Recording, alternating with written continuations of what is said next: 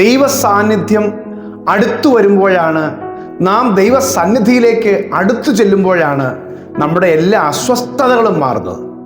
ദൈവ സാന്നിധ്യം നമ്മിൽ നിന്ന് അകലുമ്പോൾ നാം അസ്വസ്ഥരായി മാറും, സ്വസ്ഥത നഷ്ടപ്പെടും, നമുക്ക് ധൈര്യം കുറയും, നമ്മൾ തളരുവാൻ തുടങ്ങും.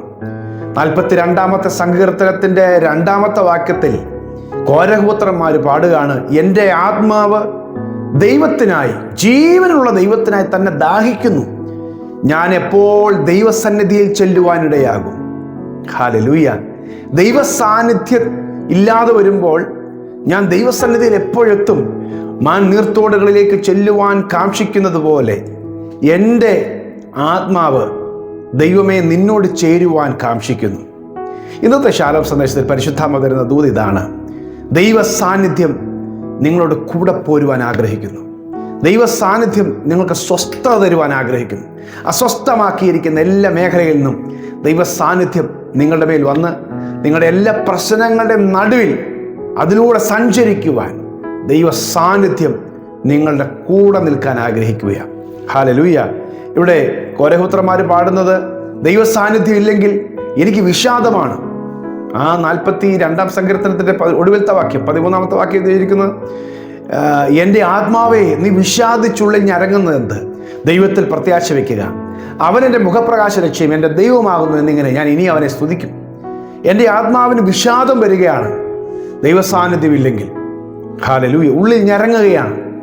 ദൈവസാന്നിധ്യം അതുപോലെ ഒരു മാൻ നീർത്തോട് അല്ലെങ്കിൽ വെള്ളം അന്വേഷിക്കുന്ന, മരുഭൂമിയിൽ വെള്ളം അന്വേഷിച്ചൊരു മാൻ തോടന്വേഷിക്കുന്ന പോലെ, വെള്ളം അന്വേഷിക്കുന്നത് പോലെ ദാഹിക്കുകയാണ്. എനിക്ക് ദൈവസാന്നിധ്യം വേണം, ദൈവസന്നിധിയിൽ ചെന്നാലേ എനിക്ക് സ്വസ്ഥത കിട്ടുള്ളൂ.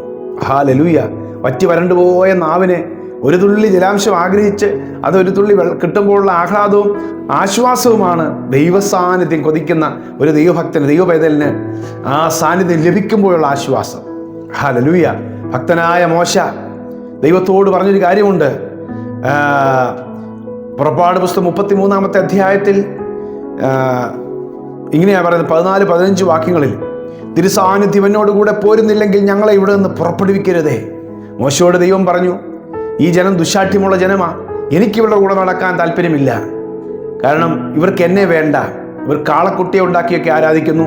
ഇവർക്ക് വാഗ്ദത്തം മതി, എന്നെ വേണ്ട. ഇന്നും പലർക്കും അത് തന്നെയാണ്. പ്രാർത്ഥനയുടെ വിടുതൽ മതി, മറുപടി മതി, ഈ നൽകുന്ന ദൈവത്തെ ആവശ്യമില്ല, ദൈവ സാന്നിധ്യം വേണ്ട. ദൈവം പറഞ്ഞു, ഈ വാഗ്ദത്തമെല്ലാം നിങ്ങൾക്ക് തന്നേക്കാം, ഞാൻ നിങ്ങളുടെ കൂടെ സഞ്ചരിക്കില്ല, നിങ്ങൾ ദുശാഠ്യമുള്ള ജനമാണ്. ഹല്ലേലൂയ. ഉടനെ മോശ പറഞ്ഞു, കർത്താവേ, വാഗ്ദത്തമല്ല ഞങ്ങളുടെ വിഷയം, നിന്റെ സാന്നിധ്യം ഞങ്ങളുടെ കൂടെ പോരണം. തിരുസാന്നിധ്യം കൂടെ പോരുന്നില്ലെങ്കിൽ ഞങ്ങളെ അയക്കരുതേ. ദൈവസന്നിധിയിൽ കരഞ്ഞ് നിലവിളിച്ച കൂടാരത്തിലേക്ക്, സമാഗമന കൂടാരം കൊണ്ട് പാളയത്തിന് പുറത്ത് കൂടാരമടിച്ച് പ്രാർത്ഥിക്കുമ്പോൾ, കൂടാരമടിച്ചതാണ്, സമാഗമന കൂടാരം ആകുന്നേ ഉള്ളൂ, കൂടാരമടിച്ച് പ്രാർത്ഥിക്കുമ്പോൾ ദൈവം മോശയുടെ അടുക്കിലേക്ക് ഇറങ്ങി വന്നു. മോശയോട് പറയുകയാണ്, അതിനവൻ, എൻ്റെ സാന്നിധ്യം നിന്നോടുകൂടെ പോരും, ഞാൻ നിനക്ക് സ്വസ്ഥത തരുമെന്ന് അരുളി ചെയ്തു. ആമേൻ. അപ്പോൾ ദൈവസാന്നിധ്യം ഇല്ലെങ്കിൽ അസ്വസ്ഥത തന്നെയാണ്. പ്രിയമുള്ളവരെ, നിങ്ങളുടെ ഭവനത്തിൽ, നിങ്ങളുടെ ജീവിതത്തിൽ, നിങ്ങളായിരിക്കുന്ന ഇന്നത്തെ സിറ്റുവേഷനിൽ നിങ്ങളെ അസ്വസ്ഥപ്പെടുത്തുന്നത് മനുഷ്യരല്ല, അസ്വസ്ഥപ്പെടുത്തുന്നത് നിങ്ങളുടെ ശൂന്യതകളും ഇല്ലായ്മകളും അല്ല, അസ്വസ്ഥപ്പെടുത്തുന്നത് നിങ്ങൾക്കെതിരെ ആരെങ്കിലും എന്തെങ്കിലും ചെയ്തുകൊണ്ട് പ്രവർത്തിച്ചുകൊണ്ടല്ല. അസ്വസ്ഥപ്പെടുത്തിയിരിക്കുന്ന മുഴുവൻ ദൈവസാന്നിധ്യം നിങ്ങളിൽ കുറയുന്നത് കൊണ്ടാണ്. ദൈവസാന്നിധ്യം വർദ്ധിച്ചു വരുമ്പോൾ എല്ലാ പ്രതികൂലത്തിനും നടുവിലും നിങ്ങൾ സ്വസ്ഥതയുള്ളവരായി മാറും. ഹല്ലേലൂയ. ആമേൻ. ദൈവസാന്നിധ്യം കൊതിച്ചവരും പ്രാപിച്ചവരും അനുഗ്രഹീതരായി മാറി. അബ്രഹാം ദൈവസാന്നിധ്യമാണ് കൊതിച്ചത്. ലോത്ത് അത്ര ഇഷ്ടപ്പെട്ടില്ല. ലോത്തിന് എല്ലാം വേണമായിരുന്നു. ഇനി അല്പം ദൈവസാന്നിധ്യം കുറഞ്ഞാലും കുഴപ്പമില്ല, സമൃദ്ധി വേണമായിരുന്നു. എന്താ ചെയ്തതെന്നറിയാമോ? ഉൽപ്പത്തി പുസ്തകം 18-ാമത്തെ അധ്യായത്തിൽ എഴുതിയിരിക്കുന്നത്, അബ്രഹാം ദൈവത്തിൻ്റെ ദൂതന്മാരെ സൽക്കരിച്ചു, അതിനുശേഷം ദൈവസന്നിധിയിൽ തന്നെ നിന്നു എന്നാണ് എഴുതിയിരിക്കുന്നത്. ദൈവസന്നിധിയിൽ തന്നെ നിന്നു, ദൈവ സാന്നിധ്യത്തിൽ തന്നെ നിന്നു. ലോത്ത് കൂടാരം മാറ്റിയടിച്ച് സോദോം വരെ എത്തി. നരകത്തിന്റെ വാതിൽ വരെ എത്തി എന്ന് പറഞ്ഞാൽ മതി. സോദോം വരെ എത്തി. ഹല്ലേലൂയ. ഇന്ന് പലരും അങ്ങനെയാ, ദൈവത്തിൽ അകന്നകന്ന് കൂടാരം മാറ്റിയടിച്ചടിച്ച് എത്തുന്നത് സോദോമിലാണ്. ദൈവം തീക്കായി സൂക്ഷിച്ചിരിക്കുന്ന, തീയും ഗന്ധവും കത്തിച്ച് ചാമ്പലാക്കാൻ വെച്ചിരിക്കുന്ന സോദോമിലേക്കാണ് കൂടാരം അടിച്ചുകൊണ്ടിരിക്കുന്നത്. പ്രിയമുള്ളവരെ, ദൈവസന്നിധിയിൽ തന്നെ നിൽക്കണം. ദൈവശില്പിയായി നിർമ്മിച്ചതും അടിസ്ഥാനമുള്ളതുമായ നഗരത്തിന് വേണ്ടി അബ്രഹാം തൻ്റെ മക്കളോടുകൂടെ കാത്തിരുന്നത് പോലെ പ്രിയമുള്ളവരെ ദൈവസാന്നിധ്യം വേണം. ദൈവസാന്നിധ്യം ഉള്ളവന് എല്ലാ വാഗ്ദത്വവും കിട്ടും. ദൈവസാന്നിധ്യമുള്ളവന് ആത്മീയതയും കിട്ടും, ഭൗതികതയും കിട്ടും, പ്രാർത്ഥനാ വിഷയത്തിന് മറുപടിയും കിട്ടും. എല്ലാത്തിനും പരിഹാരമുണ്ട്. ദൈവസാന്നിധ്യം ഉപേക്ഷിക്കരുത്. ദൈവസാന്നിധ്യം വില കുറഞ്ഞ് കാണരുത്. ദൈവസാന്നിധ്യമാണ് എനിക്ക് ഏറ്റവും വലുത്, അല്ലേ? ദാവീദ് പറയുന്നു, ഞാൻ ദൈവത്തോടൊരു കാര്യം അപേക്ഷിച്ചു, എൻ്റെ ആഗ്രഹം അത് തന്നെയാണ്. നമ്മൾ പലരും പ്രാർത്ഥനാ വിഷയം പറയുമെങ്കിലും നമ്മുടെ ഹൃദയത്തിലെ ആഗ്രഹം അതുകൊണ്ട് വേറെ കാര്യം സാധിക്കുന്നതായിരിക്കും, അല്ലേ? എന്നാൽ ദാവീദ് പറയാം, ഞാൻ യഹോവയോട് ഒരു കാര്യം അപേക്ഷിച്ചു, അത് തന്നെ ഞാൻ ആഗ്രഹിക്കുന്നു, യഹോവയുടെ മനോഹരത്വം കാണുവാനും അവൻ്റെ മന്ദിരത്തിൽ ധ്യാനിപ്പാനും എൻ്റെ ആയുഷ്കാലമൊക്കെയും യഹോവയുടെ ആലയത്തിൽ പാർക്കേണ്ടതിന് തന്നെ. ഹല്ലേലൂയ. ജീവകാലം മുഴുവൻ ദൈവത്തിൻ്റെ ആലയത്തിൽ പാർക്കണം. 23-ാം സങ്കീർത്തനത്തിൽ പറയുന്നത്, നന്മയും കരുണയൊക്കെ എൻ്റെ ആയുഷ്കാലം എന്നെ പിന്തുടരും. എന്നിട്ടോ പിന്നെ പിടിച്ചാൽ കിട്ടുന്നില്ലെന്നല്ല പറഞ്ഞത്. നന്മയും കരുണയും എൻ്റെ ആയുഷ്കാലം എന്നെ പിന്തുടരും, ഞാൻ യഹോവയുടെ ആലയത്തിൽ ദീർഘകാലം വസിക്കും. ഓ ഹല്ലേലൂയ. പ്രിയമുള്ളവരെ, ദൈവസാന്നിധ്യം അത്ര ടേസ്റ്റ് ഉള്ളതല്ലേ? ദൈവസാന്നിധ്യം അത്ര കൊതിക്കുന്നവരുണ്ടെങ്കിൽ ദൈവം അവരെ തൃപ്തി വരുത്തുവാൻ ശക്തനായ ദൈവമാണ്. ഹല്ലേലൂയ. ആത്മാവിൽ ദരിദ്രരായ ഭാഗ്യവാന്മാർ, സ്വർഗരാജ്യം അവർക്കുള്ളത്. ഹല്ലേലൂയ. തൃപ്തി വരുത്തുന്ന ദൈവം. അപ്പോൾ ദൈവ സാന്നിധ്യം ചോദിക്കുക. ദാവീദ് ദൈവ സാന്നിധ്യം അവന് കുറഞ്ഞത് കണ്ട്, അവൻ്റെ ജീവിതത്തിലെ പരാജയങ്ങൾ സംഭവിച്ചപ്പോൾ ദൈവ സാന്നിധ്യം അവനെ വിട്ട് അകന്നു പോയത് അവനെ പെട്ടെന്ന് തിരിച്ചറിയാൻ പറ്റി. ഇന്ന് പലർക്കും ദൈവ സാന്നിധ്യം മാറിയത് അറിയുന്നില്ല. യേശു കൂടെ ഉണ്ടാകുമെന്ന് വിചാരിച്ചാണ് യേശുവിൻ്റെ അമ്മയായി മറിയം യോസേഫും 2-3 ദിവസത്തെ വഴിയൂരം മുന്നോട്ട് പോയത്.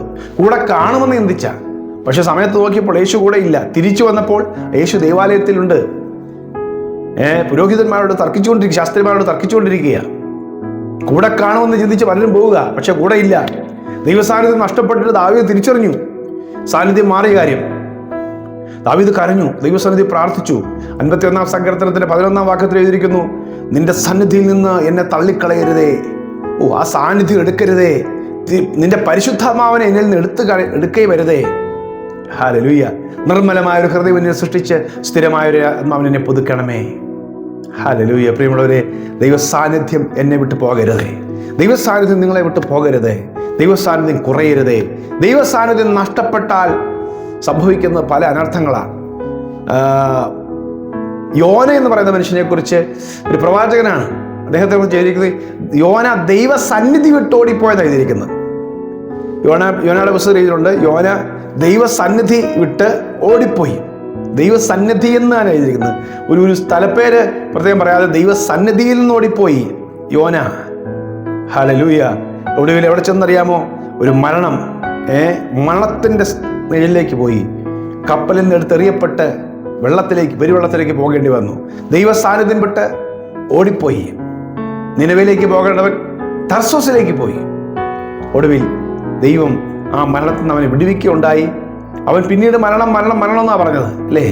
സാന്നിധ്യം നഷ്ടപ്പെടുത്തുന്നവൻ്റെ ഹൃദയത്തിനകത്തെല്ലാം മനഃപൂർവ്വം ദൈവസാന്നിധ്യം ഉപേക്ഷിച്ച് കളയുന്ന ഹൃദയത്തിലെ മരണത്തിൻ്റെ ചിന്തയാണ്.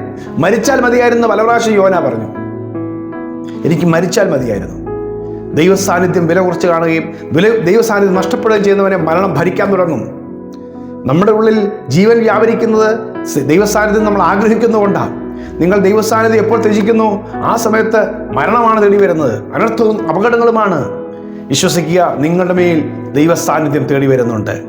ഇന്ന് ഈ സന്ദേശം കേൾക്കുമ്പോൾ നിങ്ങളുടെ മേൽ ഒരു പുതിയ ജീവൻ ദൈവം തരാൻ ആഗ്രഹിക്കുന്നു, പുതിയ ശക്തി തരാൻ ദൈവം ആഗ്രഹിക്കുന്നു.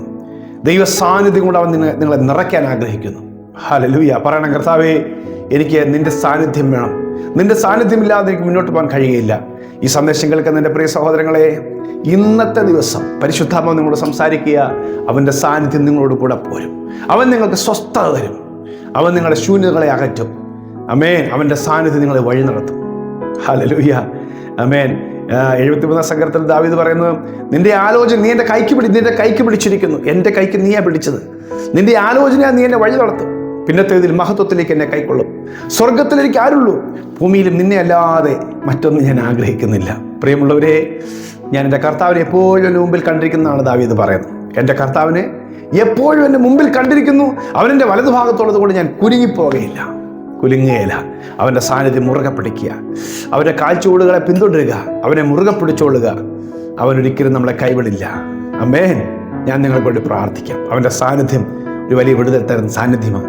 അവൻ സൗഖ്യം തരുന്ന സാന്നിധ്യമാണ്. ആശ്വാസം തരുന്ന സാന്നിധ്യമാണ്. ബലപ്പെടുത്തുന്ന സാന്നിധ്യമാണ്. ധൈര്യമായി മുൻപോട്ട് കൊണ്ടുപോകുന്ന സാന്നിധ്യമാണ്. പ്രിയ കർത്താവേ, നിന്റെ സാന്നിധ്യം കൊതിക്കുന്ന ഈ ജനത്തിനു വേണ്ടി ഞാൻ പ്രാർത്ഥിക്കുന്നു. അവരെ അതിൽ നിന്ന് അകറ്റിക്കളയുന്ന സകല മരണശക്തികളിൽ നിന്ന് അവരെ വിടുവിക്കണം. യേശുവിൻ്റെ നാമത്തിൽ ദൈവ സാന്നിധ്യത്തെ മുറുകെ പിടിക്കുവാൻ, സ്വസ്ഥത അനുഭവിക്കുവാൻ ഇടയാകട്ടെ. എല്ലാ അസ്വസ്ഥതകളും ഈ മക്കളിൽ നിന്ന് മാറട്ടെ, അവരുടെ കുടുംബങ്ങളിൽ നിന്ന് മാറട്ടെ. ദൈവിക സ്വസ്ഥതയും സമാധാനവും നിറയട്ടെ, ആനന്ദം നിറയട്ടെ, സൗഖ്യവും വിടുതലും ഉണ്ടാകട്ടെ. ദൈവിക വാഗ്ദത്തങ്ങൾ പ്രാപിക്കട്ടെ. നിന്റെ സാന്നിധ്യം ഈ മക്കളോട് കൂടെ പോകണം. ഇന്നത്തെ ദിവസം കർത്താവേ, നിന്റെ സാന്നിധ്യം കൂടെ ഇരിക്കണമേ. സകലയിടത്തും ചെല്ലുന്നിടത്തൊക്കെയും ദൈവം ജയം നൽകണമെന്ന് പ്രാർത്ഥിക്കുന്നു, യേശു ക്രിസ്തുവിൻ നാമത്തിൽ തന്നെ. ആമേൻ. എല്ലാറ്റിനേക്കാളും ദൈവത്തിൻ്റെ സാന്നിധ്യം കൊതിക്കാം. ആ സാന്നിധ്യം നമ്മെ ഉയർത്തും, സ്വസ്ഥത തരും. ഈ സന്ദേശം നിങ്ങൾ കുറേ പേർക്ക് ഷെയർ ചെയ്യണം. God bless you. Have A peaceful day.